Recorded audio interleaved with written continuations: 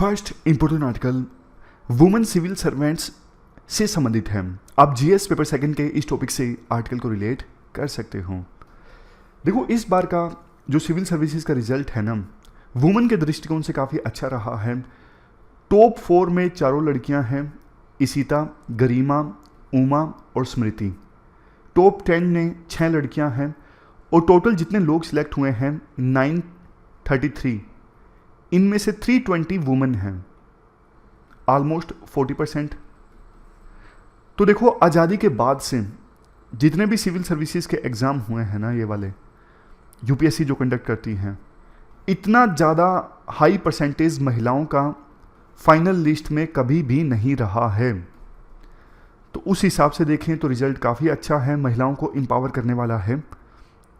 लेकिन देखो, हमें ये बात नहीं भूलनी चाहिए कि हमारे देश में क्यों पूरे वर्ल्ड में 50% प्रपोर्शन तो पॉपुलेशन में महिलाओं का है। उस लिहाज से इक्वलिटी अभी भी नहीं आई है।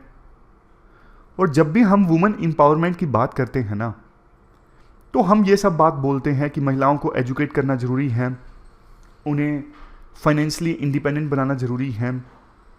हम चाहते हैं कि वर्क प्लेसेस पे जितना काम मैन करते हैं उतना ही वुमेन करें, मतलब मैन का काम वुमेन के इक्वल होना चाहिए। ये सारी बातें हम बोलते हैं। लेकिन एक क्वेश्चन राइटर के द्वारा ये रेज किया जाता है, क्या घर में हम ये चाहते हैं? इसका आंसर है शायद नो। बाहर हम वुमेन को इक्वल चाहते हैं, लेकिन घर पर इक्वल नहीं चाहते हैं। आज देखो, कुछ घर बेशक ऐसे हो सकते हैं, हालांकि उनकी संख्या भी कम है, जहां पर मेड के द्वारा, डोमेस्टिक हेल्प के द्वारा ये सारे काम किए जाते हैं, जैसे कुकिंग का, हाउस क्लीनिंग का, कपड़ों को धोने का।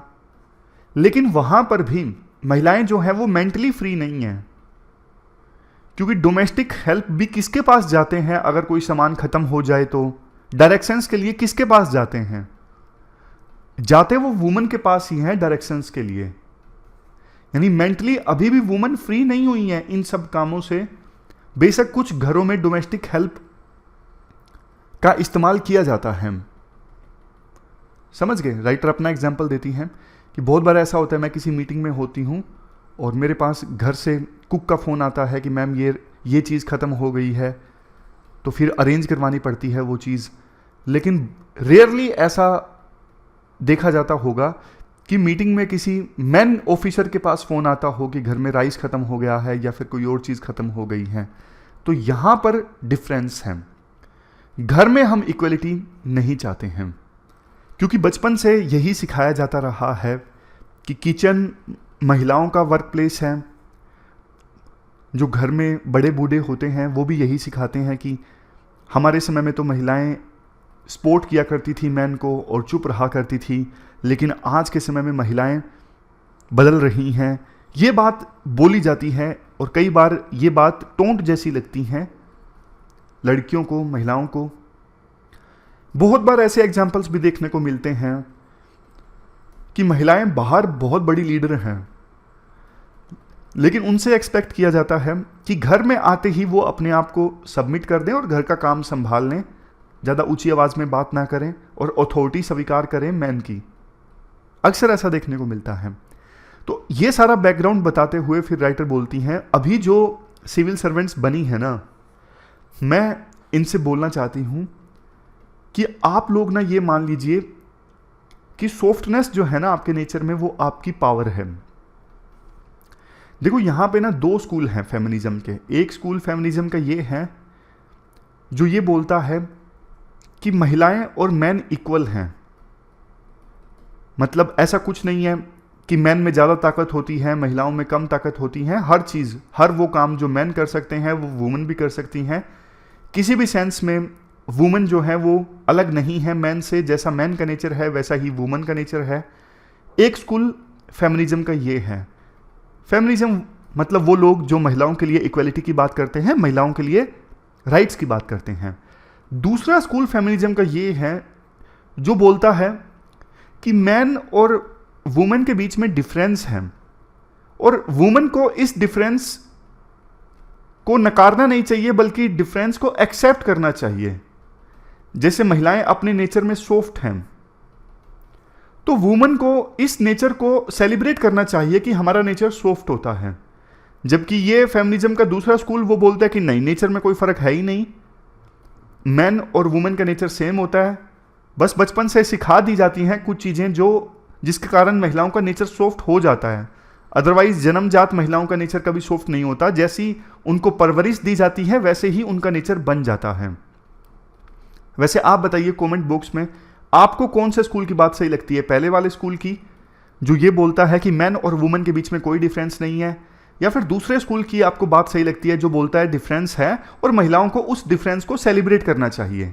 यहाँ पे जो राइटर हैं वो दूसरे स्कूल से हैं जो कहती हैं कि महिलाओं का नेचर सॉफ्ट है और सॉफ्टनेस को पावर बनाओ। समझ गए? अब बहुत बार देखो ऐसा होता है, जैसे पॉलिटिक्स है, मैं आपको एग्जांपल देता हूं। अब बोला जाता है ना कुछ लोगों के द्वारा कि पॉलिटिक्स महिलाओं का खेल नहीं है। अगर महिलाएं पॉलिटिक्स में आती भी है ना, तो उन्हें हल्के में लिया जाता है, उनकी बात कोई मानेगा नहीं, उनकी अथॉरिटी को कोई स्वीकार नहीं करेगा, लाइटली लिया जाएगा उनको। जबकि पॉलिटिक्स में तो स्ट्रॉन्ग लीडर्स की जरूरत होती है। तो इस वजह से ना जो महिलाएं पॉलिटिक्स में एंटर भी करती हैं ना, वो ना अपने नेचर को ना मैन की तरह दिखाने की कोशिश करती हैं। जैसे मैं आपको एग्जांपल देता हूं, मायावती, जयललिता, ये लीडर्स इतनी ज़्यादा स्ट्रॉन्ग क्यों थी? इवन इतनी स्ट्रॉन्ग लीडर्स तो मैन भी आपको मतलब मुश्किल से मिलेंगे। जयललिता से डरते थे ब्यूरोक्रेट्स मिलने से भी, कि जयललिता कोई गलती ना निकाल दे फाइल में, बहुत डर था उनका जयललिता का। मायावती के साथ भी सेम, मायावती का डर था। मायावती ऐसे बिठाया करती थी ब्यूरोक्रेट्स को, खुद एक चेयर पे बैठ गई, सामने दरी बिछी हुई है, यानी कारपेट टाइप का कुछ बिछा हुआ है, और उस कारपेट पे बैठे हुए हैं ब्यूरोक्रेट्स, आईएएस आईपीएस ऑफिसर्स। ऐसे मायावती बिठाया करती थी सबको, जैसे खुद राजा टाइप। वो देखो इसलिए होता है क्योंकि जानबूझ के वुमेन लीडर्स ना ये दिखाने की कोशिश करती हैं कि हम जो हैं डर के रहो हमसे, अदरवाइज आपका बहुत बुरा होगा। अगर ये डर महिला लीडर्स ना मेंटेन करें ना, तो फिर उनको हल्के में लिया जाएगा, उनकी बात मानी नहीं जाएगी। इसलिए वो अपने आप को मैन से भी बढ़ के दिखाने की कोशिश करती हैं और ज़्यादा स्ट्रॉन्ग दिखाने की कोशिश करती हैं। इस आर्टिकल में राइटर ये बोलती हैं कि आपको ना सॉफ्टनेस से दूर जाने की जरूरत नहीं है। आपका नेचर सॉफ्ट है, आप उसको प्रैक्टिस करो।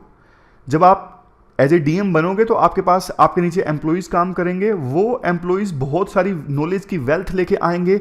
अगर आप उनके साथ सॉफ्ट रहोगे तो बढ़िया से काम कर सकोगे। समझ गए? तो ये सारी बात राइटर बोलते हैं। इसके बाद राइटर एक चीज़ बोलते हैं मैटरनिटी लीव से संबंधित। बहुत बार ना महिलाओं को जॉब इसलिए नहीं दी जाती है, एम्प्लॉयर को लगता है कि यार अभी इनकी शादी नहीं हुई, शादी होगी तो बाद में मैटरनिटी लीव पे चली जाएंगी, वो पेड लीव होगी, हमें नुकसान हो जाएगा। तो राइटर बोलती हैं देखो, मैटरनिटी कोई पेड वैकेशन नहीं है। अब नेचर ने ऐसा बनाया है कि महिलाएं ही बच्चों को जन्म देंगी। बच्चे तो दोनों के होते हैं ना, मैन और वुमन के, पति पत्नी के। तो अभी हमारे देश की फर्टिलिटी रेट 2 है, यानी एवरेज निकालें तो हर एक महिला अपने जीवन काल में 2 बच्चों को जन्म देती हैं। तो 2 बार अगर कोई महिला मैटरनिटी लीव लेती है तो इसमें कुछ गलत नहीं है। ये नहीं सोचना चाहिए महिलाओं को कि मैटरनिटी लीव अगर मैं लूँगी तो मेरा करियर ख़राब हो जाएगा, ऐसा कुछ नहीं है। देखो एक्सीडेंट भी हो जाता है कई बार, भगवान ना करे किसी का भी हो, और दूसरा पेड लीव भी लोग लेते हैं, तब भी करियर ख़राब नहीं होता। इसके अलावा कुछ लोग डेपुटेशन भी चले जाते हैं किसी दूसरे डिपार्टमेंट में, तब भी करियर ख़राब नहीं होता।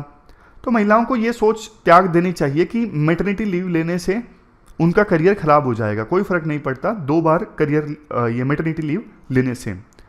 और प्रेगनेंसी के बारे में एंजाइटी नहीं रखनी चाहिए, ये आइडिया अब पुराना हो चुका है, इसमें कोई डरने की आवश्यकता नहीं है। और लोगों को समझना चाहिए कि बच्चे का जब जन्म होता है ना, तो बच्चे को सब प्यार देते हैं, बट वो वुमन का भी रीबर्थ होता है। वुमन मदर बन गई, अब उसका भी रीबर्थ हुआ है, उस पर भी ध्यान देना चाहिए, उसकी भी केयर होनी चाहिए। लास्ट में ये बोला जाता है, अगर देखो घर में भी हम वुमन को इक्वलिटी देंगे ना, तो फिर ये जो महिलाएं जिन्होंने सिविल सर्विसेज अब ज्वाइन करेंगी, ये जो जिनका नाम आया है, ये महिलाओं को ज़्यादा, ये पूरे देश को ज़्यादा बेहतर ढंग से लीड कर सकेंगी और सॉफ्ट पावर इंडिया की ओर ज़रा डेवलप होगी। इसलिए पुराने जो आइडियाज़ हैं ना, उनको छोड़ देना चाहिए। सबको घर में भी इक्वल इन्वायरमेंट होना चाहिए। तो ये पूरा आर्टिकल हमने डिस्कस किया वुमेन एम्पावरमेंट से संबंधित। अब अगला जो आर्टिकल है वो देखो पॉलिटी से रिलेटेड है। कंटेक्स्ट मैं आपको बता देता हूं, आप जीएस पेपर 2 के इस टॉपिक से आर्टिकल को रिलेट कर सकते हो।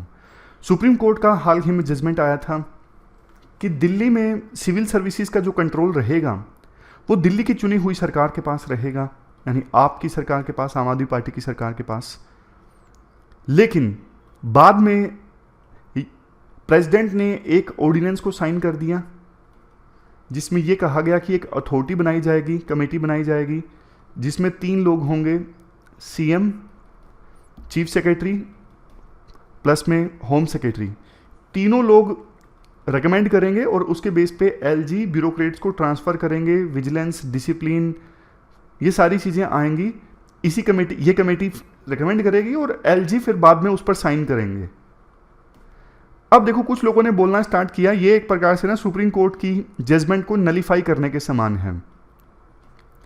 आज इस आर्टिकल में ना राइटर एक इंपॉर्टेंट पॉइंट रेज करते हैं।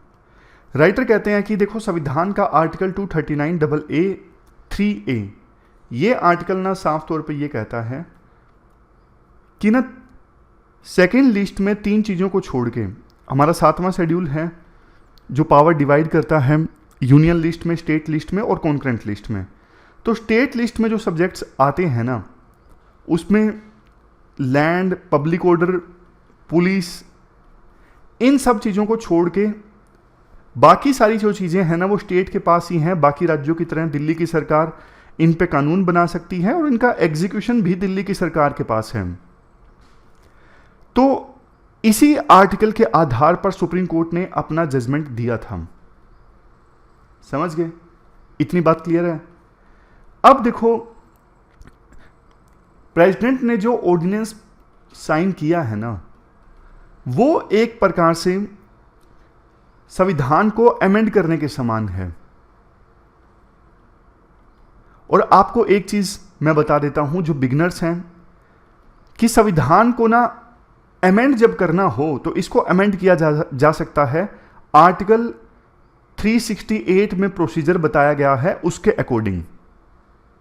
अब इसमें भी ना अलग अलग कैटेगरीज हैं, जैसे संविधान को कैसे अमेंड करना है, मतलब कौन सी चीज़ को अमेंड करना है, तब पता लगेगा कितनी मेजोरिटी चाहिए।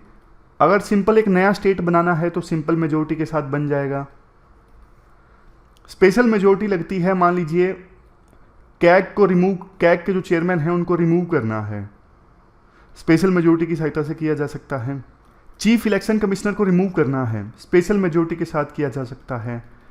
एक चीज़ और बता दूं, क्योंकि जो बिल्कुल देखो हर बार हम बेसिक्स को साथ लेके चलते हैं ना, जिनको पता है उनका रिवाइज हो जाता है, जिनका नहीं पता है उनको बेसिक्स पता लग जाते हैं। तो सिंपल मेजोरिटी जब मैं बोल रहा हूं तो यहाँ पे सिंपल मेजोरिटी का मतलब है 50% जो मेंबर्स प्रेजेंट एंड वोटिंग। और स्पेशल मेजोरिटी मतलब जैसे चीफ इलेक्शन कमिश्नर को रिमूव करना है, इसका मतलब है 2/3 मेजोरिटी प्रेजेंट एंड वोटिंग। एक तीसरी कैटेगरी भी है, मान लीजिए आप हाई कोर्ट के जजेस की जो पावर है उसमें चेंज ला रहे हो, मतलब ऐसे मुद्दे जिसमें फेडरलिज्म का नेचर चेंज हो रहा है। अब ऐसे मामलों में आपको कोई चेंज लाना है संविधान में, तो फिर आपको स्पेशल मेजोरिटी के साथ साथ जो हाफ स्टेट असेंबलीज है ना उनका भी कंसेंट लेना पड़ता है, आधी स्टेट असेंबलीज का कंसेंट चाहिए। ऐसे मुद्दों पर अगर आप संविधान को अमेंड करना चाहते हो तो सिंपल बात यहां पर यह है कि सेंट्रल गवर्नमेंट जो नई अथॉरिटी लेकर आई है ना दिल्ली में सर्विसेज को कंट्रोल करने के लिए, ये लाने के लिए प्रेसिडेंट ने ऑर्डिनेंस पे साइन किया। बट ये चीज़ लाई जा सकती है आर्टिकल 239AA(3)(a) को अमेंड करके, और इसको अमेंड करने के लिए संविधान में अमेंडमेंट की आवश्यकता है। आर्टिकल 368 के अकॉर्डिंग ऑर्डिनेंस से ये चीज़ पॉसिबल नहीं है। बट प्रेसिडेंट ने ऑर्डिनेंस साइन किया, यूनियन गवर्नमेंट जो है ऑर्डिनेंस पास करके सुप्रीम कोर्ट की जजमेंट को नलीफाई करना चाहती है, जो कि पॉसिबल नहीं है सुप्रीम कोर्ट ने, क्योंकि इस आर्टिकल को इंटरप्रेट किया है। अगर यूनियन गवर्नमेंट को यह अथॉरिटी बनानी ही थी तो संविधान को अमेंड करना चाहिए था। संविधान को अमेंड नहीं किया जा सकता ऑर्डिनेंस की सहायता से, जो कि अभी सेंट्रल गवर्नमेंट ने किया है। तो पूरा जो लॉजिक है वो गलत हो जाता है। सेंट्रल गवर्नमेंट का अथॉरिटी लाई जा सकती है इस आर्टिकल को अमेंड करके। इस आर्टिकल को अमेंड करना है तो आर्टिकल 368 में प्रोसीजर बताया गया है। ऑर्डिनेंस से आप इस आर्टिकल को अमेंड नहीं कर सकते। ये सिंपल आर्टिकल है, समझ गए। अब देखो एक आर्टिकल ये है ओपीएस वर्सेस न्यू पीएस के बारे में। ये देखो इसलिए सुर्खियों में है, कर्नाटक में इलेक्शंस हुए और कांग्रेस ना वादा कर रही है अलग अलग जगह पे कि हम आए जीत के तो पुराना जो पेंशन सिस्टम है हम फिर से इंप्लीमेंट कर देंगे। तो कर्नाटक में सरकार बन गई। एक्सपर्ट्स बोल रहे हैं कि कांग्रेस की सरकार वहाँ पे ओपीएस को लागू कर सकती है। ओपीएस के बहुत सारे नुकसान भी हैं जो इकोनॉमिस्ट ने बताए हैं। तो एक बार फिर से ये ओपीएस वर्सेस एनपीएस, ये पूरा है क्या, दोनों चीज़ें समझ लेते हैं डिटेल से। देखो बेसिक्स के साथ बात करते हैं। ये जो ओल्ड पेंशन स्कीम है ना, पहले हुआ करती थी, वाजपेयी जी की गवर्नमेंट थी 2004 में, तब इस पेंशन को रिप्लेस कर दिया गया और इसकी जगह आया एनपीएस यानी न्यू पेंशन स्कीम। क्या हुआ करता था इस ओल्ड पेंशन स्कीम में और क्यों इसे रिप्लेस किया गया? इस ओल्ड पेंशन स्कीम में क्या हुआ करता था, फॉर एग्जांपल कोई सरकारी एम्प्लॉय है महेश की लास्ट जो सैलरी आई बेसिक सैलरी वो 50,000 है और महेश रिटायर हो गया। तो रिटायर होने के बाद में लास्ट जो उसकी बेसिक सैलरी थी ना 50,000, उसका 50% यानी 25,000 उसे पेंशन के तौर पे मिलेगा तब तक जब तक महेश की डेथ नहीं हो जाती। सिंपल कंसेप्ट था। लास्ट बेसिक जो सैलरी है उसका 50% पेंशन के तौर पे मिलेगा रिटायर होने के बाद और तब तक मिलेगा जब तक डेथ नहीं हो जाती। इसके अलावा डीए भी मिलेगा जो सरकार 1 साल में 2 बार देती है। डीए मतलब महंगाई भत्ता, इन्फ्लेशन के हिसाब से सरकार जो महंगाई भत्ता देती है उसका लाभ भी मिलेगा। अब इसमें ना सर्टेनिटी हुआ करती थी कि इतनी पेंशन मिलेगी ही मिलेगी सरकारी कर्मचारी को रिटायर होने के बाद में। लेकिन नुकसान क्या हो रहा था, सरकारी कर्मचारी अपनी तरफ से ना अपनी सैलरी से कुछ कंट्रीब्यूट नहीं करता था पेंशन कोपस में। मतलब पूरा का पूरा जो बर्डन था ना वो सरकार के ऊपर आता था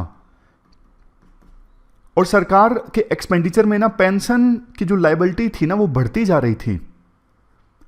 जबकि हम इकोनॉमी में पढ़ते हैं सैलरीज पे पेंशन्स पे कम से कम खर्च होना चाहिए अगर देश में डेवलपमेंट आनी है। तो कैपिटल एक्सपेंडिचर ज़्यादा होना चाहिए, जैसे रोड्स बना दी, अच्छे ब्रिज बना दिए, इससे पूरे देश में डेवलपमेंट आता है और इसका लाभ सभी लोगों को होता है, ना सिर्फ सरकारी लोगों को जो सरकारी एम्प्लॉइज हैं।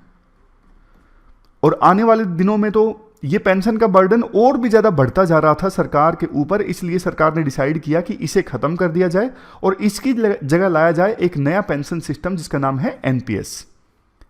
अब इस एनपीएस में क्या है, एनपीएस में ना जो पब्लिक एम्प्लॉइज है ना उनको अपनी सैलरी से कंट्रीब्यूट करना होता है पेंशन फंड में। जैसे महेश है, महेश की सैलरी कितनी है 50,000 बेसिक सैलरी, तो इसका 10% महेश कंट्रीब्यूट करेंगे पेंशन फंड में। 10% कितना हो गया 5,000। और जो एम्प्लॉयर है वो अप टू 14% कंट्रीब्यूट कर सकते हैं।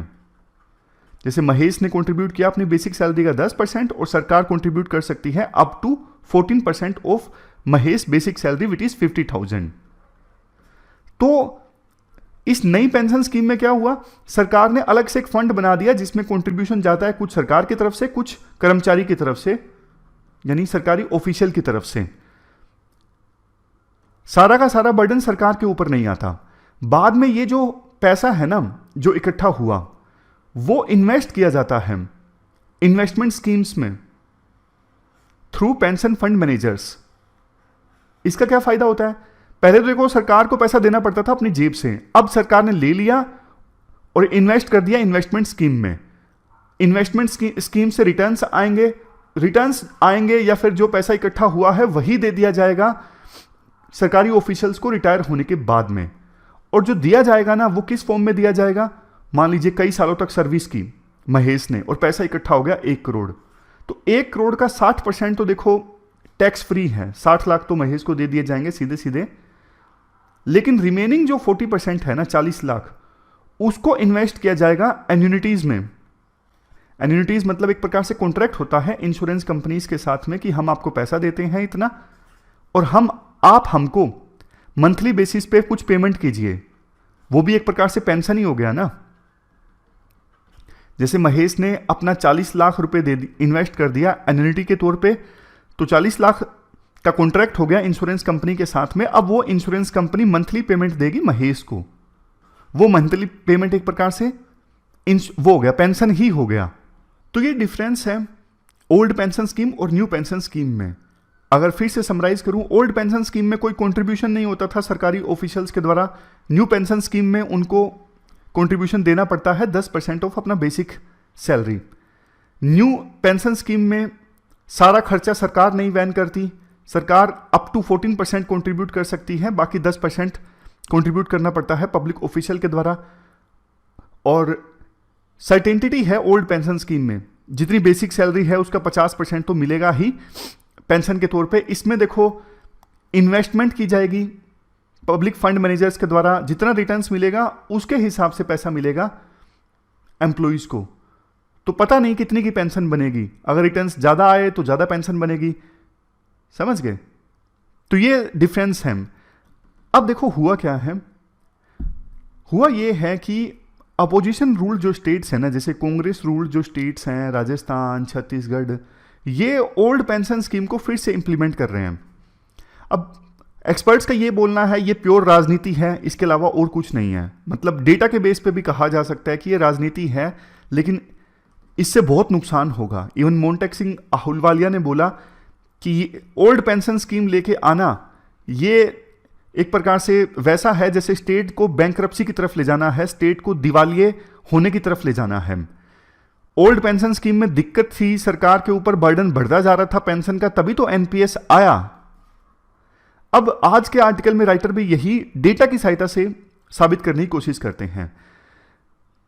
राइटर ये बोलते हैं, देखो एक क्लास 4 जो एम्प्लॉय है ना, क्लास 4 एम्प्लॉय जो पीएन होता है, वो भी 7th पे कमीशन के बाद में बेसिक सैलरी उठाता है 25,000 रुपए।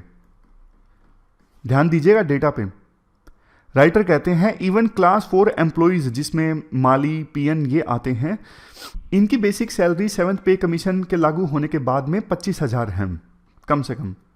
जबकि देखो वर्ल्ड इनइक्वालिटी रिपोर्ट 2022 का ये कहना है हमारे देश में इनकम के मामले में नीचे के जो 50% लोग हैं ना, उनकी एवरेज मंथली इनकम पता कितनी है? सिर्फ और सिर्फ 4,468 रुपए। और मिडल के जो 40% लोग हैं ना, उनकी एवरेज मंथली इनकम पता कितनी है? 14,670 रुपए। समझ गए? अब आप कंपेयर करके देखिए, यानी क्लास 4 का जो पब्लिक ऑफिशियल है ना, उनकी भी जो मंथली बेसिक सैलरी है ना, वो टॉप 10% में आती है।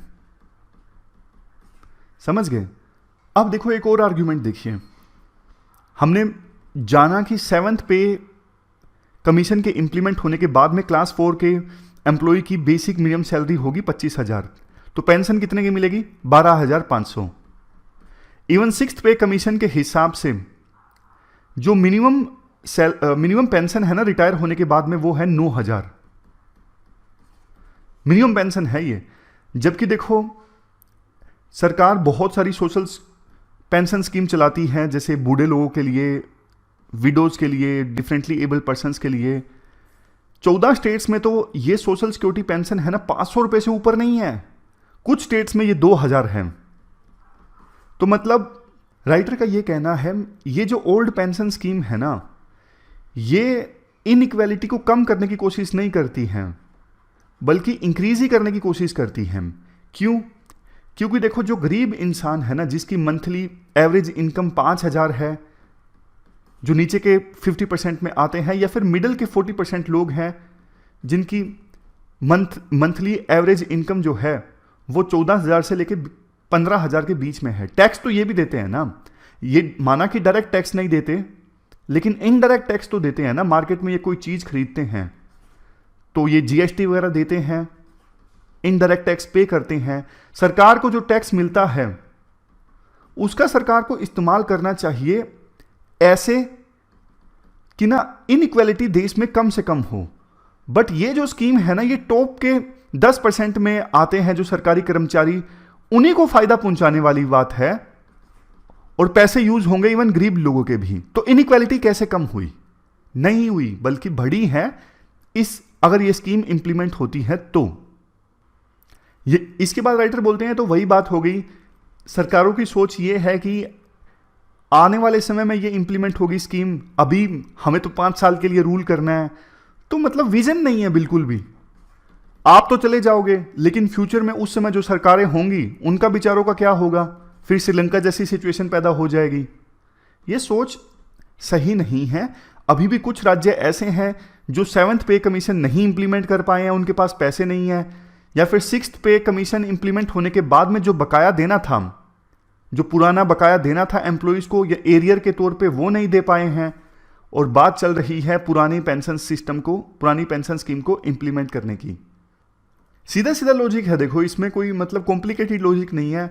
अगर पब्लिक ऑफिशियल्स को जो पेंशन जाएगी उस पर सरकार का बर्डन इंक्रीज होगा, उसका कंट्रीब्यूशन एक्सपेंडिचर में ज़्यादा होगा, तो सरकार जाहिर तौर पे दूसरी चीज़ों पे कम खर्च करेगी। इवन जो दूसरी स्कीम्स हैं जैसे मनरेगा जैसी स्कीम्स हैं गरीब लोगों के लिए, और स्कीम्स हैं गरीब लोगों के लिए, उन पे सरकार कम खर्चा करेगी। फिर उन पर खर्चा करना ज़्यादा अच्छा सॉल्यूशन है बजाय कि पब्लिक ऑफिशियल के पेंशन के ऊपर, ऐसा राइटर का मानना है। तो ये पूरा आर्टिकल हमने डिस्कस किया, और इसके बाद देखो ये जो न्यूज़ है ना, ये कोऑपरेटिव्स में यूज़ कर सकते हैं। कुछ समय पहले हमने डिस्कस किया था कि नंदनी जो लोकल डेयरी प्रोडक्ट है कोऑपरेटिव्स का, और अमूल, दोनों के बीच में रसाकसी देखने को मिली थी कर्नाटक इलेक्शन से पहले। आरोप लगा था कि अमूल जो है वो गुजरात का प्रोडक्ट है, गुजरात कोऑपरेटिव्स का, अब वो कर्नाटक में एंटर करने की कोशिश कर रहा है। अब इसी प्रकार की चीज़ तमिलनाडु के चीफ मिनिस्टर स्टालिन ने बोली है कि अमूल जो है वो तमिलनाडु के डेयरी फार्मर से दूध ना प्रोक्योर करें। अगर देखो आप यहाँ पे प्रोक्योर करोगे, यहाँ पे बेचोगे, तो लोकल जो डेयरी कोऑपरेटिव है ना, आविन, इनके साथ कंपटीशन देखने को मिलेगा। जैसे अलग अलग राज्यों में डेयरी कोऑपरेटिव्स है ना, जैसे पंजाब में वेरका है, और अलग अलग नंदनी है, यहाँ पर अपने कर्नाटक में कहीं पर गोकुल है, अलग अलग जगह पे ये कोऑपरेटिव हैं। तो तमिलनाडु के सीएम का कहना है कि लोकल कोऑपरेटिव को आप फलने फूलने दो, क्योंकि लोकल कोऑपरेटिव जो है वो अच्छे से लाइवलीहुड तैयार करवा रहे हैं, ब्रीडिंग सर्विसेज प्रोवाइड करते हैं, animal health care services provide करते हैं। आप यहाँ पे प्राइवेट कंपनी की तरह ऑपरेट करोगे, इससे कंपटीशन पैदा होगा, जो अनहेल्थी है कंपटीशन पैदा होगा, तो जो फार्मर्स हैं उनको उनके उचित दाम नहीं मिलेंगे दूध के, तो ये अच्छी चीज़ नहीं है। कोऑपरेटिव्स को प्रमोट करने की हम बात बोलते हैं, तो फिर इस वजह से तमिलनाडु के फार्मर से अमूल को दूध नहीं प्रोक्योर करना चाहिए। तो ये पूरी न्यूज़ है, एज ए एग्जाम्पल आप दे सकते हो। इसके बाद एक आर्टिकल देखो, ये है एक्सप्लेनर में, वाई डू जजेस रेक्यूज देमसेल्व्स। जजेस रेक्यूज कैसे करते हैं? जैसे देखो, मान लो 3 जजेस की एक बेंच है, कोई मुकदमा सुन रही है, तो उसमें एक जज बोलता है कि मैं इस मुकदमे को नहीं सुनूंगा, कोई और मेरी जगह कोई और जज इस मुकदमे को सुनेगा, मैं इस मुकदमे से, इस केस से अपने आप को अलग करता हूं। अक्सर हम देखते हैं इस प्रकार की खबरें आती रहती हैं। जजेस कारण भी नहीं बताते कई बार तो कि क्यों वो रिक्यूज कर रहे हैं, लेकिन आमतौर पे होता क्या है, कारण ये होता है जज को लगता है कि मैं ये केस सुनूंगा तो कन्फ्लिक्ट ऑफ इंटरेस्ट है। कन्फ्लिक्ट ऑफ इंटरेस्ट मतलब हो सकता है कि वो केस उसके किसी रिश्तेदार से जुड़ा हुआ हो, ये भी हो सकता है कि केस में जो पार्टीज़ हैं पास्ट में उस जज ने इन पार्टीज़ के लिए काम किया हो कभी ना कभी, कोई एज ए वकील, एज ए एडवोकेट, मतलब ऐसा कोई भी रीज़न हो सकता है जिससे ये लगे कि जज के ना कोई लिंक है इस केस के साथ प्रायर में, और वो निष्पक्ष होकर फैसला नहीं दे सकेगा। तो ऐसी सिचुएशन में जजेस केसेस से अपने आप को रिक्यूज कर लेते हैं। दिक्कत ये है कि ना कई बार जजेस बताते नहीं हैं, ट्रांसपेरेंसी नहीं है, इसलिए रेक्यूजीज के केसेस बहुत ज़्यादा सामने आते हैं। कई बार पॉलिटिकल प्रेशर से बचने के लिए भी जजेस रिक्यूज़ कर लेते हैं। उनको लगता है कि यार ये मुकदमे पे मैंने कोई फैसला दिया तो कोई ना कोई पार्टी तो नाराज़ हो जाएगी, मैं दोनों पार्टीज़ को नाराज़ नहीं करना चाहता, इससे अच्छा मैं इस केस से अपने आप को अलग कर लेता हूँ। ये देखो आसान रास्ता है। जजेस को स्पाइनलेस नहीं होना चाहिए, बिना डर के केसेस पर वर्डिक्ट देना चाहिए, ना कि डर के चलते अपने आप को केस से अलग कर लिया। ऐसा नहीं होना चाहिए। बताया नहीं गया, कोई प्रोसीजर नहीं है कब कोई जज अपने आप को रिक्यूज करेगा। ये पूरी तरह से जज की कंसाइंस और डिस्क्रिशनरी पावर है। इवन कई बार तो ऐसा होता है कोई पार्टी क्वेश्चन रेज कर देती है कि मुझे पूरा विश्वास नहीं है कि ये जज सही ढंग से फैसला देगा इस केस में, तो तब किसी पार्टी के सवाल उठाए जाने पे भी जज अपने आप को अलग कर लेते हैं। लेकिन हाल ही में दिल्ली हाई कोर्ट का एक ऑर्डर आया था, कोई भी लिटिगेंट या फिर थर्ड पार्टी के पास अधिकार नहीं है इंटरवीन करने का और जज पे कमेंट करने का कि उसे रिक्यूज करना चाहिए या फिर नहीं करना चाहिए। जज डिसाइड करेगा अपने आप से, अपनी कंसाइंस को देखते हुए। तो ये पूरा कंसेप्ट है जज के रिक्यूजल से संबंधित। एथिक्स में यूज कर सकते हो इसे। लास्ट में ये है, 2 छोटे छोटे चीता के बच्चों की डेथ हो गई है। 23 मई को ना ज्वाला नाम की चीता ने 3 छोटे छोटे बच्चों को जन्म दिया था, जिसमें से 2 मर गए, एक अनवेल है अभी। तो इससे रिलेटेड आर्टिकल हमने डिस्कस किया था, शायद आपको याद होगा कि ये लॉन्ग टर्म का प्रोजेक्ट है। अभी देखो ऐसे केसेस सामने आएंगे और 1-2 इंसिडेंट्स के बेस पे या फिर कुछ इंसिडेंट्स के बेस पे ये नहीं कह सकते कि प्रोजेक्ट जो है वो अनसक्सेसफुल साबित हुआ है।